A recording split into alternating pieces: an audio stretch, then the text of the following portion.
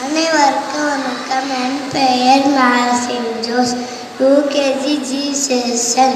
படிக்காத மேடு என்று அழைக்கப்பட்டாலும் தமிழகத்தில் அனைவரும் படிக்க வேண்டும் மேடு என்ற பெருமைக்குரிய கர்ம வீரர் காமராஜர் ஐயா பற்றி நான் பேச வந்துள்ளேன்.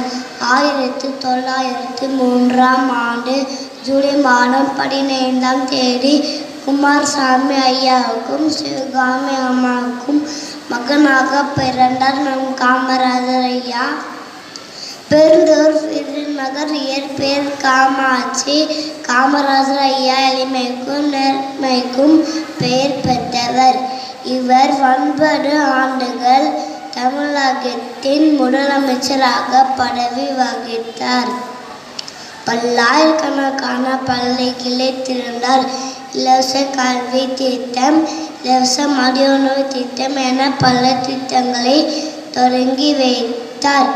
இவர் கிங் மேக்கர், பெருந்தலைவர், கருப்பு காந்தி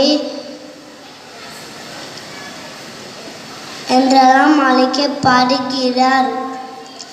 கல்வி வளர்ச்சி நாளான இன்று கல்வி கண் திறந்த கர்ம வீரரை போற்றி வணங்குவோம். நன்றி.